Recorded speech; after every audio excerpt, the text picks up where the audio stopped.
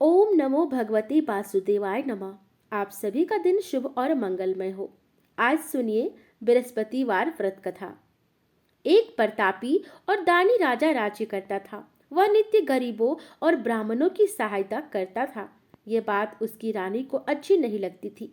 वह न ही गरीबों को दान देती, न ही भगवान का पूजन करती थी और राजा को भी दान देने से मना किया करती थी। एक दिन राजा शिकार खेलने वन को गए हुए थे, तो रानी महल में अकेली थी।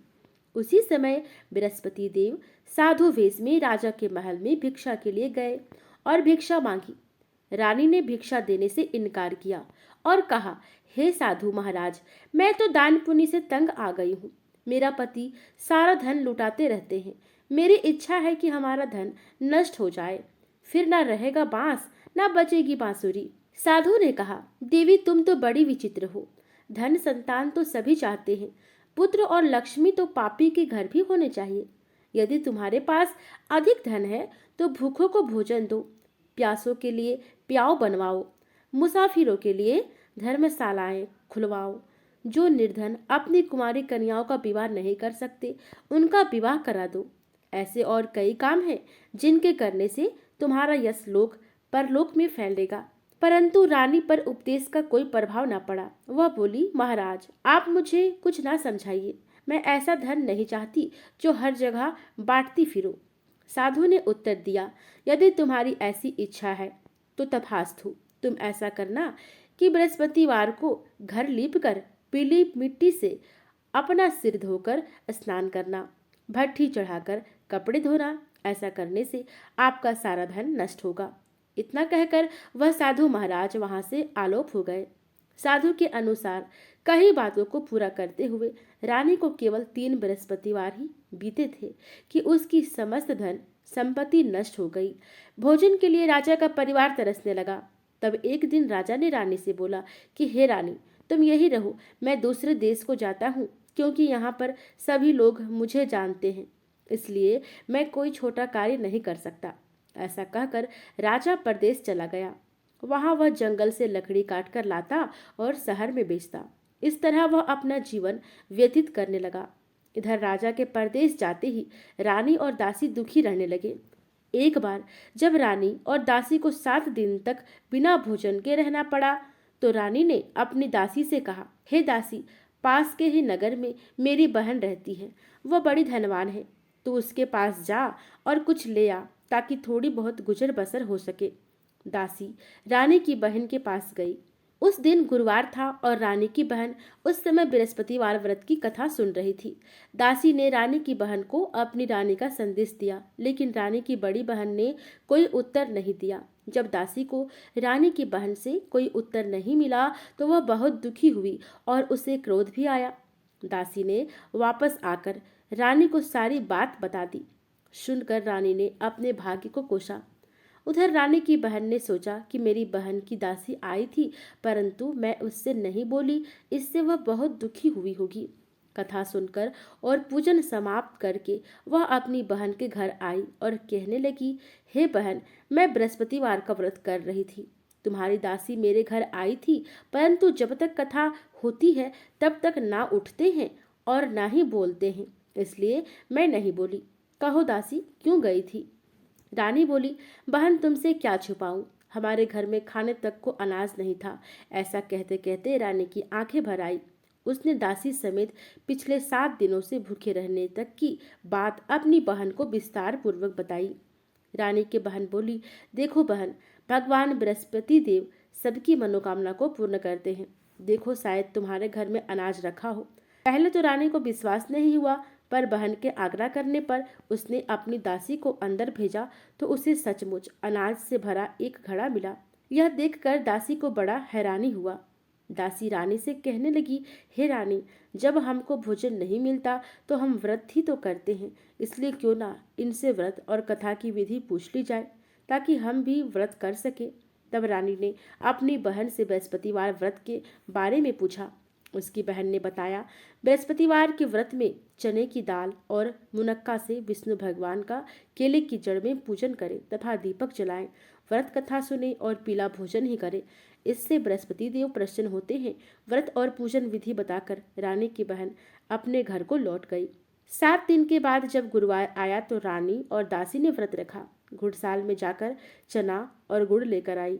फिर उससे केले की जड़ तथा विष्णु भगवान का पूजन किया। अब पीला भोजन कहाँ से आए, इस बात को लेकर दोनों बहुत दुखी थे। चूंकि उन्होंने व्रत रखा था, इसलिए बृहस्पति देव उनसे प्रसन्न थे। इसलिए वे एक साधारण व्यक्ति का रूप धारण कर 2 थालों में सुंदर पीला भोजन दासी को दे गए। भोजन पाकर दासी प्रसन्न हुई और फिर रानी के साथ मिलकर भोजन ग्रहण किया। उसके बाद वे सभी गुरुवार को व्रत और पूजन करने लगे। बृहस्पति भगवान की कृपा से उनके पास फिर से धन संपत्ति आ गई, परंतु रानी फिर से पहले की तरह आलस्य करने लगी। तब दासी बोली, देखो रानी, तुम पहले भी इस प्रकार आलस्य करती थी। तुम्हें धन रखने में कष्ट होता था, इस कारण सभी धन नष्ट हो गए, और जब भगवान बृहस्पति की कृपा से धन मिला है, तुम्हें फिर से आलस्य होता है। रानी को समझाते हुए दासी कहती है कि बड़ी मुसीबतों के बाद हमने यह धन पाया है, इसलिए हमें दान पुण्य करना चाहिए, भूखे मनुष्य को भोजन कराना चाहिए और धन को शुभ कार्यों में खर्च करना चाहिए, जिससे तुम्हारे कुल का यश बढ़ेगा, स्वर्ग की प्राप्ति होगी और पितृ प्रसन्न होंगे। दासी की बात मानकर रानी अपना धन शुभ कार्यों में खर्च करने लगी, जिससे पूरे नगर में उसका यश फैलने लगा। एक दिन राजा दुखी होकर जंगल में एक पेड़ के नीचे बैठ गया। वह अपनी दशा को याद करके व्याकुल होने लगा। बृहस्पतिवार का दिन था। एकाएक उसने देखा कि निर्जन वन में एक साधु प्रकट हुए। वह साधु वेश में स्वयं बृहस्पति देवता थे। लकड़हारे के सामने आकर बोले, हे लकड़हारे, इस सुनसान जंगल में तो चिंता मग्न क्यों बैठा है? लकड़हारे ने दोनों हाथ जोड़कर प्रणाम किया और उत्तर दिया, महात्मा जी, आप सब कुछ जानते हैं, मैं क्या कहूँ। यह कहकर रोने लगा और साधु को अपनी आत्मकथा सुनाई। महात्मा जी ने कहा, तुम्हारी स्त्री ने बृहस्पति के दिन बृहस्पति भगवान का निरादर किया है, जिसके कारण रुष्ट होकर उन्होंने तुम्हारी यह दशा कर दी। अब तुम चिंता को दूर करके मेरे कहने पर चलो तो तुम्हारे सब कष्ट दूर हो जाएंगे और भगवान पहले से भी अधिक संपत्ति देंगे। तुम बृहस्पति के दिन कथा किया करो। 2 पैसों के चने मुनक्कर लाकर उनका प्रसाद बनाओ और शुद्ध जल से लोटे में शक्कर मिलाकर अमृत तैयार करो। कथा के पश्चात अपने सारे परिवार और सुनने वाले प्रेमियों में अमृत व प्रसाद बांटकर आप भी ग्रहण करो। ऐसा करने से भगवान तुम्हारी सब मनोकामनाएं पूर्ण करेंगे। साधु के ऐसे वचन सुनकर लकड़हारा बोला, हे प्रभु, मुझे लकड़ी बेचकर इतना पैसा नहीं मिलता जिससे भोजन के उपरांत कुछ बचा सकूं। मैंने रात्रि में अपनी स्त्री को व्याकुल देखा है। मेरे पास कुछ भी नहीं जिससे मैं उसकी खबर मांग सकूं। साधु ने कहा, हे लकड़हारे, तुम किसी बात की चिंता मत करो। बृहस्पति के दिन तुम रोजाना की तरह लकड़ियां लेकर शहर को जाओ। तुमको रोज से दुगुना धन प्राप्त होगा, जिससे तुम भली भांति भोजन कर लोगे तथा बृहस्पति देव की पूजा का सामान भी आ जाएगा। इतना कहकर साधु अंतर ध्यान हो गए। धीरे धीरे समय व्यतीत होने पर फिर वही बृहस्पतिवार का दिन आया। लकड़हारा जंगल से लकड़ी काटकर किसी शहर में बेचने गया। उसे उस दिन और दिन से अधिक पैसा मिला। राजा ने चना, गुड़ आदि लाकर गुरुवार का व्रत किया। उस दिन से उसके सभी क्लेश दूर हुए। परंतु जब दोबारा गुरुवार का दिन आया तो बृहस्पतिवार का व्रत करना भूल गया। इस कारण बृहस्पति भगवान नाराज हो गए। उस दिन उस नगर के राजा ने विशाल यज्ञ का आयोजन किया था तथा शहर में यह घोषणा करा दी कि कोई भी मनुष्य अपने घर में भोजन ना बनावे, ना आग जलावे। समस्त जनता मेरे यहाँ भोजन करने आवे। इस आज्ञा को जो ना मानेगा उसे फांसी की सजा दी जाएगी। इस तरह की घोषणा संपूर्ण नगर में करवा दी गई। राजा की आज्ञा अनुसार शहर के सभी लोग भोजन करने गए, लेकिन लकड़हारा कुछ देर से पहुंचा, इसलिए राजा उसको अपने साथ घर ले गए और ले जाकर भोजन करा रहे थे तो रानी की दृष्टि उस खूंटी पर पड़ी जिस पर उसका हार लटका हुआ था। वह वहां पर दिखाई नहीं दिया। रानी ने निश्चय किया कि मेरा हार इस मनुष्य ने चुरा लिया है। उसी समय सिपाहियों को बुलाकर उसको कारागार में डलवा दिया। जब लकड़हारा कारागार में पड़ गया और बहुत दुखी होकर विचार करने लगा कि न जाने कौन से पूर्व जन्म के कर्म से मुझे यह दुख प्राप्त हुआ, और उसी साधु को याद करने लगा जो कि जंगल में मिला था।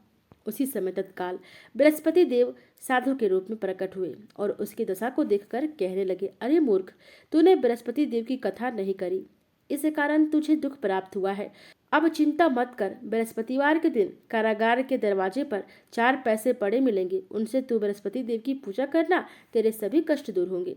बृहस्पति के दिन उसे 4 पैसे मिले। लकड़हारे ने कथा कही। उसी रात्रि को बृहस्पति देव ने उस नगर के राजा को स्वप्न में कहा, हे राजा, तुमने जिस आदमी को कारागार में बंद कर दिया है वह निर्दोष है, वह राजा है, उसे छोड़ देना।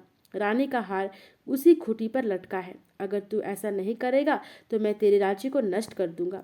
इस तरह रात्रि के स्वप्न को देखकर राजा प्रातःकाल उठा और खूंटी पर हार देखकर लकड़हारे को बुलाकर क्षमा मांगी तथा लकड़हारे को योग्य सुंदर वस्त्र आभूषण देकर विदा कर दिया।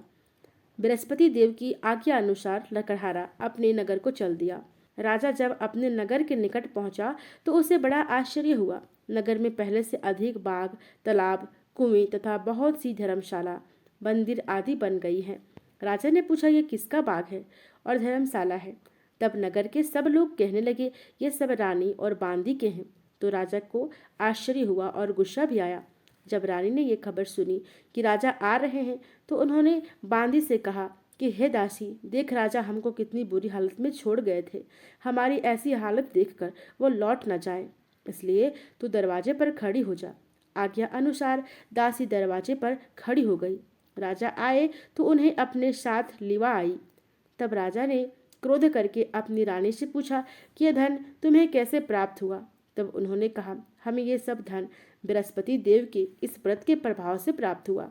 राजा ने निश्चय किया कि 7 रोज बाद तो सभी बृहस्पति देव का पूजन करते हैं, परंतु मैं प्रतिदिन दिन में 3 बार कहानी तथा रोज व्रत किया करूंगा। अब हर समय राजा के दुपट्टे में चने की दाल बंधी रहती तथा दिन में 3 बार कहानी कहता। एक रोज राजा ने विचार किया कि चलो अपनी बहन के यहाँ हो आवे। इस तरह निश्चय कर राजा घोड़े पर सवार हो अपनी बहन के यहाँ को चलने लगा। मार्ग में उसने देखा कि कुछ आदमी एक मुर्दे को ले जा रहे थे।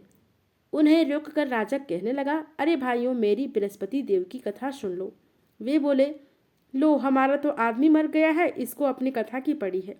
परंतु कुछ आदमी बोले, अच्छा कहो, हम तुम्हारी कथा भी सुनेंगे। राजा ने दाल निकाली और जब कथा आधी हुई कि मुर्दा हिलने लग गया, और जब कथा समाप्त हो गई तो राम राम करके मनुष्य उठकर खड़ा हो गया। आगे मार्ग में उसे एक किसान खेत में हल चलाता मिला। राजा ने उसे देखकर उससे बोला, अरे भैया, तुम मेरी बृहस्पतिवार की कथा सुन लो।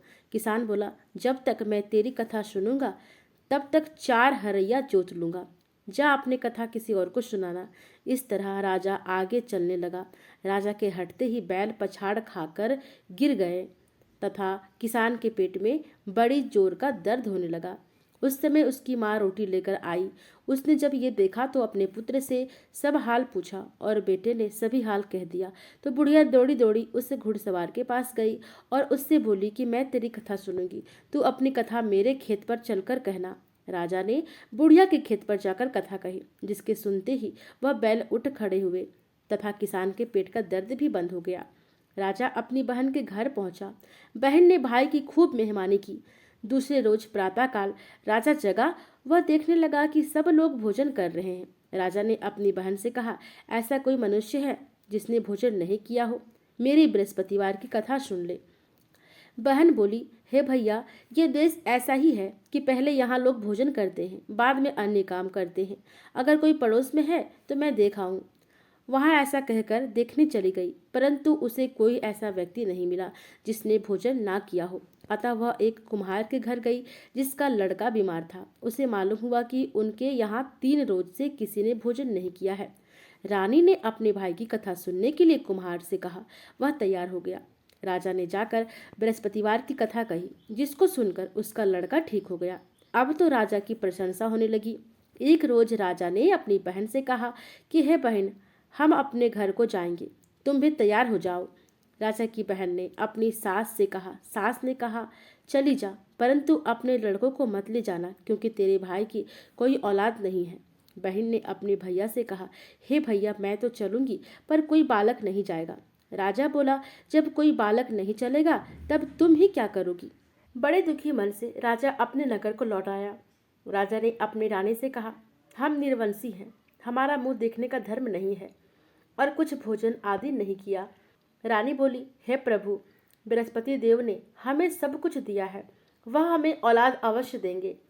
उसी रात को बृहस्पति देव ने राजा के स्वप्न में कहा, हे राजा, उठ, सभी सोच त्याग दे, तेरी रानी गर्भ से है। राजा की यह बात सुनकर बड़ी खुशी हुई। 9वें महीने में उसके गर्भ से एक सुंदर पुत्र पैदा हुआ। तब राजा बोला, हे रानी, स्त्री बिना भोजन के रह सकती है, पर बिना कहे नहीं रह सकती। जब मेरी बहन आवे तुम उससे कुछ कहना मत। रानी ने सुनकर हाँ कर दिया। जब राजा की बहन ने यह शुभ समाचार सुना तो वह बहुत खुश हुई तथा बधाई लेकर अपने भाई के यहाँ आई। तभी रानी ने कहा, घोड़ा चढ़कर तो नहीं आई, गधा चढ़ी आई। राजा की बहन बोली, भाभी, मैं इस प्रकार न कहती तो तुम्हें औलाद कैसे मिलती। बृहस्पति देव ऐसे ही हैं, जैसे जिसके मन में कामनाएं हैं सभी को पूर्ण करते हैं। जो सद्भावना पूर्वक बृहस्पतिवार का व्रत करता है एवं कथा पढ़ता है अथवा सुनता है, दूसरों को सुनाता है, बृहस्पति देव उसकी सभी मनोकामना पूर्ण करते हैं। प्रेम से बोलिए, बृहस्पति देव की जय।